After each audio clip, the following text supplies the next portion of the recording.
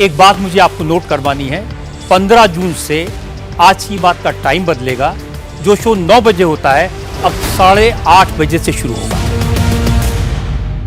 ये महायुद्ध ये कब खत्म होगा, यहाँ पर कब शांति का बिगुल बचेगा, ये कहना मुश्किल है। अमेरिकी प्रेसिडेंट डोनाल्ड ट्रंप हर 5 घंटे में अपना स्टैंड बदल रहे हैं।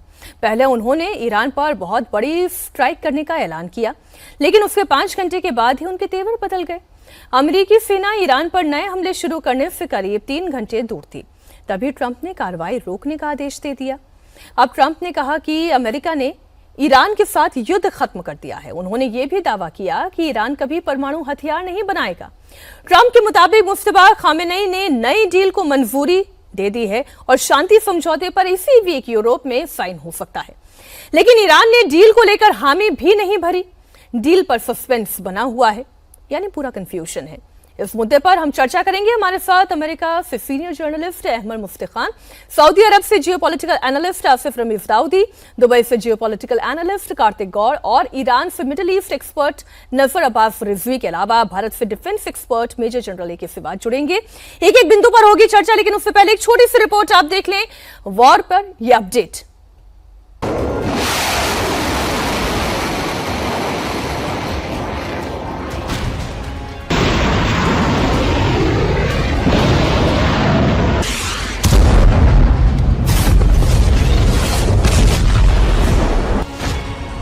ईरान पर हार्ड हिट की धमकी, फिर ट्रंप की पलटी।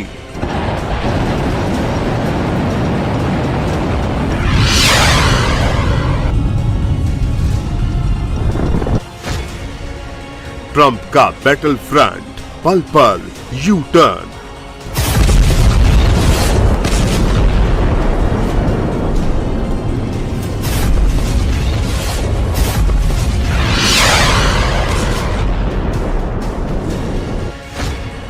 डील का ट्रंप कार्ड, मैदानी जंग में Iran.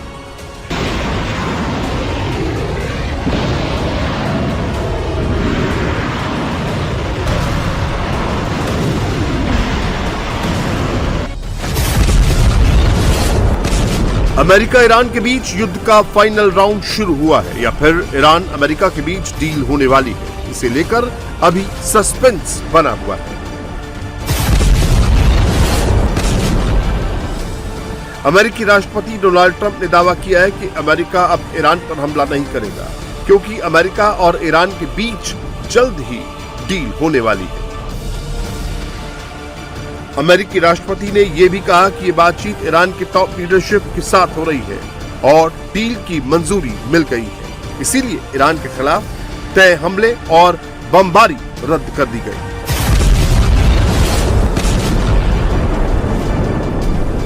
Just had a big day. I know you'll never be satisfied, but that's okay. That doesn't bother me at all.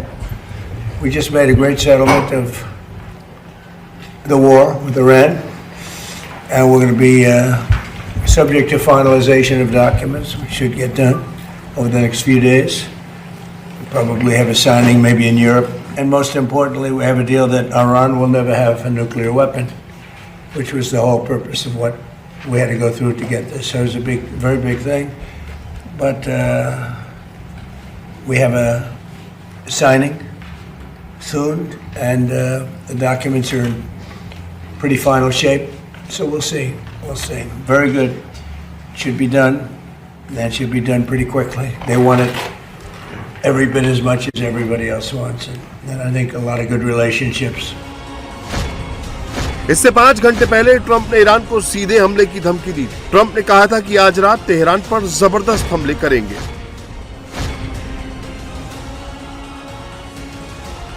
उससे तेल और गैस मार्केट पूरी तरह कंट्रोल कर लेंगे, ठीक वैसे ही जैसे वेनेजुएला में किया था। लेकिन इस ऐलान के चंद घंटे बाद वो पलट गए।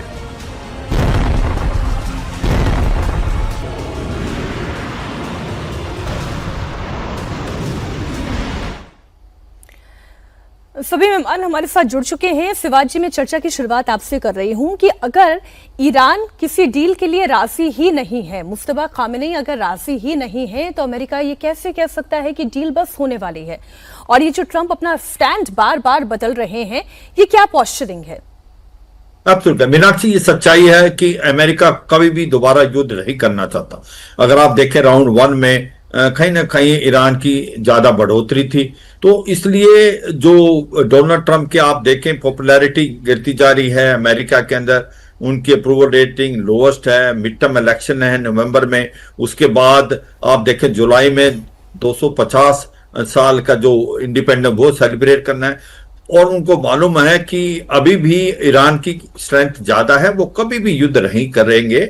और इसीलिए ये जो भी कुछ कर रहे थे, पोस्टरिंग थी, प्रेशर टैक्टिक्स थी कि खर्क आइलैंड पे हमला कर देंगे, हम तेहरान पे हमला कर देंगे, ये एक पोस्टरिंग थी। और मुझे लगता है बातचीत होके बैक चैनल डिप्लोमेसी से काफी नजदीक पहुंच गई थी। और अब बात है कि हाँ, वाकई मुझे लगता है अगले 2-3 दिन में ये कहीं ना कहीं डील जो है यूरोप के अंदर साइन होगी। और जिस प्रकार से डोनाल्ड ट्रंप बता रहे हैं, हाँ ये मैं मानता हूं, पहले भी उन्होंने बोला, फिर उसके बाद कई बार वो बात बनी नहीं। मगर इस बात कह रहे हैं कि बैक चैनल डिप्लोमेसी के जरिए डील साइन होने की नौबत आ रही है, इसके नजदीक पहुंच गए हैं। लेकिन रिजवी जी, क्या ईरान उन शर्तों पर राजी हो पा रहा है जो यूएस उनके ऊपर डाल रहा है, चाहे वो न्यूक्लियर एनरिचमेंट को लेकर हो, चाहे उनके मिसाइल प्रोग्राम को लेकर हो? बिस्मिल्लाहिर्रहमानिर्रहीम। देखिए, ये जो ट्रम्प का स्टैंड है, सीएनएन ने खुद अपनी एक रिपोर्ट में कहा था कि पिछले 2 महीनों में 35 बार के तकरीबन उन्होंने कहा था कि डील हो गई है, डील हो गई है। ये एक तरफा प्यार है ट्रम्प का, जिसको वो शोर मचाते रहते हैं। इस तरह की कोई भी बात नहीं है। ईरान का स्टैंड बिल्कुल क्लियर है कि डील अगर होनी है, किसी भी तरह की अगर निगोशिएशन होनी है, तो वो ईरान की शर्तों पे होनी है। ईरान ने शुरू में जो 10 शर्तें दी थी, उसको अगर अमेरिका मानता है तो ये डील होने वाली है। लेकिन ये वाली बात की न्यूक्लियर एनरिचमेंट खत्म कर देंगे, या बैलिस्टिक मिसाइल्स का प्रोग्राम खत्म कर देंगे, या स्टेट ऑफ हुर्मुज को वापस पलटा देंगे 27 फरवरी की स्टेट पे, इस तरह की किसी भी शर्त को ईरान नहीं मानने वाला है। लेकिन क्योंकि ट्रम्प का रवैया वो है शोर मचाते रहो, मीडिया में बयान देते रहो, उल्टी सीधी बातें करते रहो, तो ये उसी के सिलसिले में उसी का कॉन्टिन्यूएशन है। एक जोकर की शख्सियत ट्रम्प की बन चुकी है पूरी दुनिया में। कोई भी उनको सीरियस नहीं ले रहा, ना इंटरनेशनल मीडिया, ना दूसरे मुल्क उनको सीरियस ले, ना उनकी खुद की पब्लिक उनको सीरियस ले रही है। तो ट्रम्प का ये खेल तमाशा चलता रहेगा। जैसा कि अभी सर ने कहा कि इंटरनल प्रेशर इतना ज्यादा है, चाहे वो वर्ल्ड कप की वजह से, चाहे वो 200 साल जो उनके पूरे हो रहे हैं उसकी वजह से, चाहे वो नवंबर के इलेक्शन की वजह से। ट्रम्प का पॉलिटिकल करियर क्योंकि जंग को खत्म करने में है। अगर ये जंग चलती रही, खिंचती रही, तो ट्रम्प उसी तरीके से अपना पॉलिटिकल करियर खत्म होगा जैसे 1979 में जिमी कार्टर का खत्म हुआ था। तो अपने आप को उसी स्टेट में ट्रम्प देख रहे हैं, तो बार बार शोर मचा रहे हैं कि डील हो गई है। अहमद मुफ्ती खान जी, मैं 4 इंस्टेंसेस ऐसे आपके सामने रख रही हूँ, दर्शकों के सामने रख रही हूँ, जब डोनाल्ड ट्रंप ने जो कहा उससे उन्होंने पलटी मार ली। और ये 4 बड़े इंस्टेंसेस हैं, तो वैसे बहुत लंबी फहरिस्त है जो तकरीबन 40 के करीब आ चुकी है। लेकिन जब अप्रैल 2026 में सीज फायर हुआ, उसके बाद उन्होंने ये कहा कि ईरान से डील फाइनल स्टेज में है। ये मैं अप्रैल की बात बता रही हूं, अभी हम जून में हैं। और उसके 48 घंटे के अंदर अंदर उन्होंने कह दिया कि यूएस ने ईरान के एयर डिफेंस और रेडार सिस्टम 48 घंटे के अंदर अंदर अमेरिका ने वहां पर अटैक कर दिया। फिर आप देखिए जून 10, ईरान को बस पेपर साइन करना है, न्यूक्लियर वेपन नहीं चाहिए ईरान को, ये डोनाल्ड ट्रंप कह रहे हैं। लेकिन उसके बाद ही उसी शाम अमेरिका ईरान पर फिर से सख्ती से हमला करने की बात करने लगता है। तो ये तो केवल 2 इंस्टेंसेस मैंने रखे, एक बीती रात का है। डोनाल्ड ट्रंप आखिर कर क्या रहे हैं? अगर ये प्रेशर टैक्टिक्स है भी, तो जो नॉन नेगोशिएबल है ईरान के लिए, उस पर क्या ईरान नेगोशिएट करेगा? क्या अपना न्यूक्लियर एनरिचमेंट प्रोग्राम बंद कर देगा? आपका शुक्रिया, नमस्कार। देखें, अमेरिका जो है यहाँ पे जो माहिरीन हैं उनका ख्याल ये है कि अमेरिका स्ट्रेटेजिक जवाल का शिकार है। इस जंग ने अमेरिका की जो फौजी ताकत की कुली है उसको खोल दिया है। ये इस जंग से साबित हो गया है कि ईरान ने स्ट्रेट ऑफ हॉर्मुज पर कंट्रोल किया हुआ है और अमेरिका की इतनी बड़ी ताकत इस चीज में नाकाम रही है कि ईरान के कंट्रोल को वहां से खत्म करा सके। और ये इस बात को साबित करता है कि एक सुपर पावर एक साबित कदम छोटे इलाकाई खिलाड़ी जैसे कि ईरान है इसको कोई काम जबरदस्ती नहीं करा सकता है। ये आज जो है मल्टी पोलरिटी का एज आ गया है। आज चीन भी, रूस भी, ईरान भी, सभी अमेरिका को खुलेआम चैलेंज कर रहे हैं और अमेरिका को खुलेआम चैलेंज कर रहे हैं और अमेरिका कुछ कर नहीं पा रहा है। देखिए ट्रंप साहब की जो बात है, जैसे आपने कहा, हर 5 घंटे बाद इनके ट्रूथ पोस्ट को देखेंगे तो आपको हंसी आएगा कि ये किस किस्म का ड्रामाई लीडर है। आप देखें कि ये वो अभी कर रहे थे उनके इस तरीके के बयानों की वजह से ही ये ट्रस्ट डेफिसिट हुआ है और ये उनका तमाम देशों के साथ हो रहा है और केवल ईरान नहीं, ईरान के साथ तो उनका हमेशा से है, लेकिन बाकी देशों के साथ भी हो रहा है। मेरा सवाल दाऊदी जी आपसे ये है कि इसमें सऊदी अरब का रोल क्या होने जा रहा है, क्योंकि सऊदी अरब भी अब फाइनल सेटलमेंट चाह रहा है, उनको भी नुकसान हो रहा है। बिल्कुल मीनाक्षी जी, आपको मैं ये बताऊं कि जहां तक रोल सऊदी अरब का है या इस पूरे जंग में जो अभी तक रोल दिखा, जो मीडिया रिपोर्ट्स आप पढ़ती होंगी, हम सब उसको समझ रहे हैं।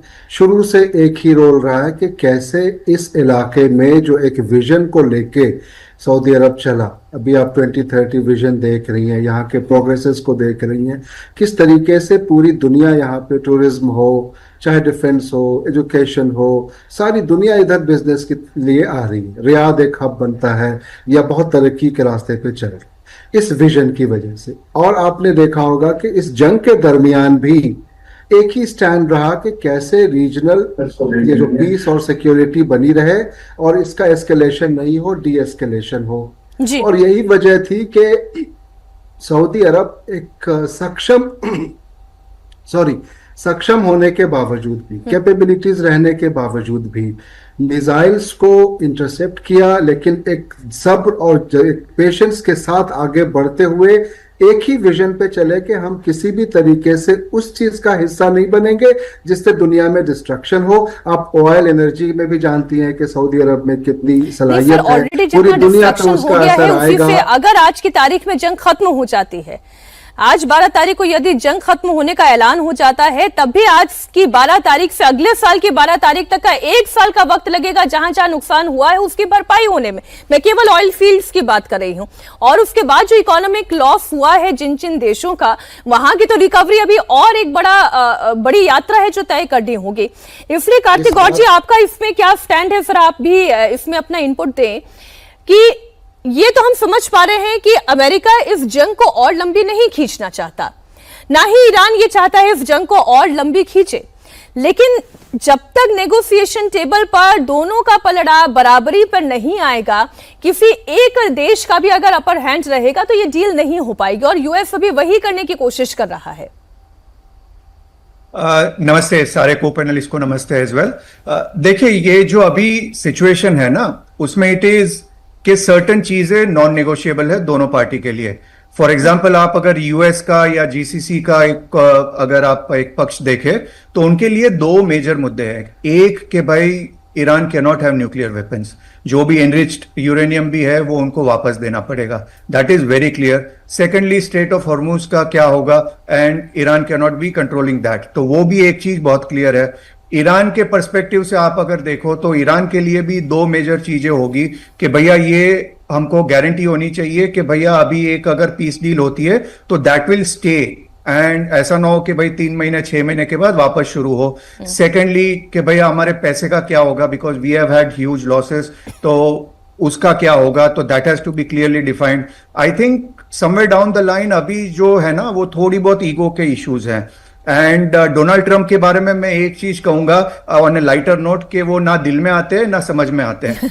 मैं कई बार कहता हूं कि भाई ये जो art of deflection what he says, हम इंडिया की भाषा में कहे तो वो लेफ्ट का इंडिकेटर देके कब राइट टर्न मारेंगे कोई गारंटी नहीं है, तो हमको उतना हल्के में भी नहीं लेना चाहिए। But yes, you know, I somehow feel के नेट क्योंकि अभी राइट मीडिएटर्स इन्वॉल्व है, तो I see a green light coming very soon, क्योंकि समवेयर डाउन द लाइन अब जिनेवा की बात हो रही है, डिस्कशंस बाहर होने की बात हो रही है, तो I think right mediators are involved, the Qataris are directly involved, I am sure other countries from GCC are context में ये समझना चाह रही हूं सिवाज सर, ये हॉर्मुज कब खुलेगा, ये तेल का संकट कब खत्म होगा, ये बेजा भारतीयों की जो जाने जा रही हैं बेवजह, ना हम जंग में हैं ना हम युद्ध में हैं, ये कब खत्म होगा? हाँ बिल्कुल, मीनाक्षी, पूरा वर्ल्ड यही कह रहा है कि ये स्टेट ऑफ हार्मोज कब खुलेगा, क्योंकि वर्ल्ड की इकोनॉमी डगमगा गई और जिसमें डेवलपिंग कंट्री ग्लोबल साउथ के हैं उनको बहुत बड़ी मार पड़ी है। 20% ऑयल जाता है, 30% गैस और एलएनजी जाती है। तो एक बात तो माननी पड़ेगी, क्यों ईरान भी इस डील को मानने को तैयार है।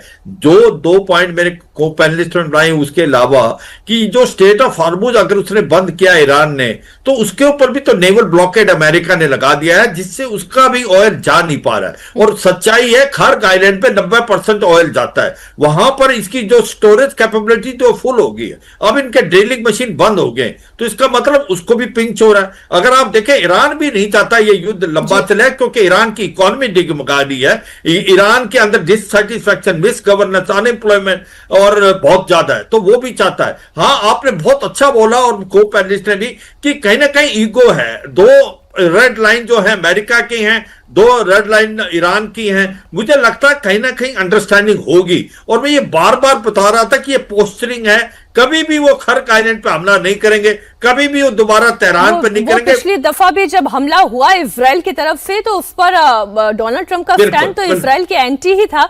लेकिन समस्या ये है ना कि जो अभी उन्होंने कहा कि ना दिल में आते हैं ना समझ में आते हैं, वो वाली स्थिति है डोनाल्ड ट्रंप के साथ। वो कब क्या कर जाए, कहां गुजर जाए, वो ये कहना बड़ा मुश्किल है। आज इस चर्चा को हम इसी नोट पर विराम देते हैं। बहुत शुक्रिया आप सभी मेहमानों का हमारे साथ जुड़ने के लिए, इंडिया टीवी के इस कार्यक्रम में शामिल होने के लिए। धन्यवाद।